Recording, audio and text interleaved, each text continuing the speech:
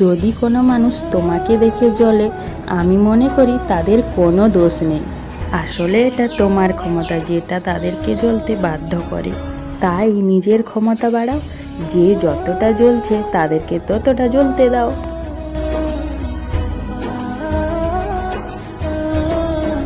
আমার পরিবারের সকল বন্ধুদের জানাই শুভ সকাল। সবাই কেমন আছো? আশা করি যে যেখানে যে অবস্থায় আছো ভালো আছো, সুস্থ আছো। ঝাড়গ্রাম জেলার ছোট্ট একটি গ্রাম থেকে আমি সুমিত্রা আমার ব্লগ চ্যানেলে তোমাদের অনেক অনেক স্বাগত জানাই। বড়দেরকে আমার প্রণাম আর ছোটদেরকে আমার অনেকটা ভালোবাসা জানিয়ে আজকের ভিডিওটা এখন থেকে শুরু করলাম। ছোলাগুলো ধুয়ে সিদ্ধ করতে বসিয়ে দিলাম। তারপর দেখো এই ঘরটা ঝাড় দিতে বাকি ছিল, ঝাড় দিয়ে দিচ্ছি। সকালের কিছু কিছু কাজ আমার হয়ে গেছে আর কিছু কিছু কাজ আমার বাকি আছে। এইদিকে আমি কাজগুলো গুছিয়ে নিচ্ছি আর ওইদিকে সায়ন পড়তে বসেছে। একবার ওদিকে গিয়ে পড়া ধরতে হচ্ছে আর এদিকে একবার কাজ করতে হচ্ছে। আমি আশা করছি আজকের ভিডিওটা তোমাদের একটু হলেও ভালো লাগবে, তাই স্কিপ না করে পুরো ভিডিওটা দেখার অনুরোধ করছি আমি তোমাদের কাছে। ঘর ঝাড় দেওয়ার পরে যা বাসনপত্র ছিল সব নিয়ে এসেছি দেখো ধুতে। যেই মানুষটাকে তুমি সবচেয়ে কাছের আপন ভাববে, দেখবে সেই মানুষটার কাছ থেকেই তুমি বেশি দুঃখ পাবে। তাই কখনো মন খারাপ করো না, কখনো নিজেকে একা ভেবো না। নিজেকে একা ভাবলে বেশি দুঃখ বাড়বে, দুঃখ কিন্তু কখনোই কমবে না। তো বন্ধুরা, তোমাদের সঙ্গে বকবক করতে করতে আমার বাসন ধোয়া হয়ে এসেছে। তারপর তো আমি সেই ছোলা সিদ্ধ করতে দিয়েছিলাম, ওইটা এখন দেখো লঙ্কা জিরে দিয়ে করে ভাজা করছি।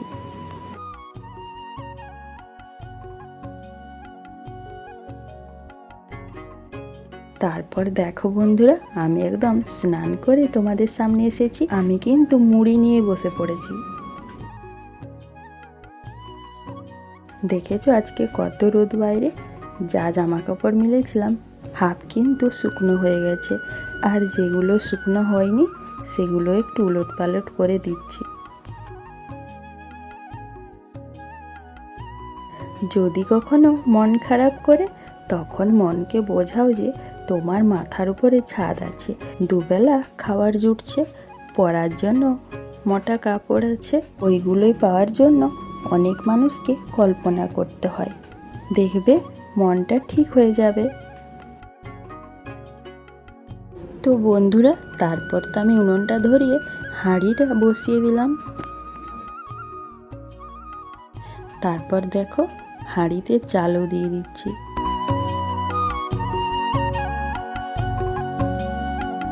তো বন্ধুরা, ভাত আমার হয়ে গেছে। ভাতটা নামিয়ে দেখো ডাল সিদ্ধ আমি করে নিয়েছি। আর আজকে না প্রচণ্ড গরম করেছে। প্রতিদিন এত বৃষ্টি হচ্ছে, তাও আর গরম কিছুতেই কমছে না। তো ডালটা তো আমি নামিয়ে নিলাম। তারপর দেখো বেসন বড়া ভাজলাম ছোট ছোট করে। এই বেসন বড়া আলু দিয়ে তরকারি করব। আর হ্যাঁ বন্ধুরা, আমি এত কষ্ট করে ভিডিওগুলো বানাচ্ছি, তোমরা কেন আমাকে কেউ সাপোর্ট করছো না? তোমাদের সাপোর্টের যে আমার খুব প্রয়োজন। প্রতিদিন আমার ভিডিওতে অনেক নতুন বন্ধু এসে থাকো, তাহলে আমার চ্যানেলটা সাবস্ক্রাইব না করে কেন চলে যাও? তো বন্ধুরা, বড়া আলুর তরকারি আমার হয়ে গেছে। বড়া আলুর তরকারি নামিয়ে কাল্লার তরকারি বসিয়ে দিলাম। দেখো শেষমেশ রান্না কমপ্লিট করলাম। বেসন বড়া আলু দিয়ে তরকারি করলাম, কাল্লা আলুর তরকারি করলাম, আর ডাল আর ভাত করেছি। শুভ বিকেল বন্ধুরা, এখন হচ্ছে বিকেলবেলা। খাওয়া দাওয়ার পরে আমি তোমাদের সামনে আর আসতেই পারিনি। আজকে তো খুব রোদ দিয়েছিল, আর আমি অনেক জামা কাপড়ও কেচেছিলাম। সব দেখো শুকনো হয়ে গেছে, ওগুলোই আমি এখন গুছিয়ে নিচ্ছি।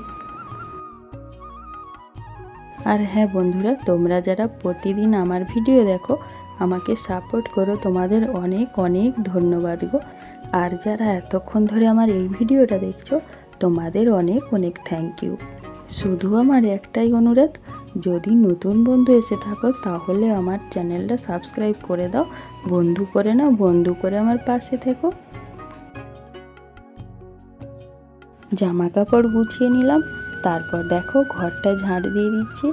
ঘর ঝাঁট দেওয়ার পরে বাইরেটা ঝাঁট দিয়ে দেবো। আর ভাবছি আজকে বিকেল বিকেলেই রুটি করে নেব, এত গরম রেখেছে না, রাত্রেবেলায় রুটি করতে ভালো লাগে না। তো দেখো বন্ধুরা, ঝাঁট দেওয়ার পরে আমি দুধটা গরম করে নিচ্ছি। এখন কিন্তু বিকেল নয়, রাত হয়ে গেছে। ভেবেছিলাম বিকেলে রুটি করব, কিন্তু সেই রাত হয়ে গেল। আর বাইরে না প্রচণ্ড মেঘ করেছে, তার জন্য কারেন্টও নেই। তো শুভরাত্রি বন্ধুরা, আমার ভিডিওটা আমি এখানেই শেষ করলাম। ভালো লাগলে অবশ্যই লাইক কমেন্ট শেয়ার করো। দেখা হচ্ছে অন্য একটা ভিডিওতে। টাটা।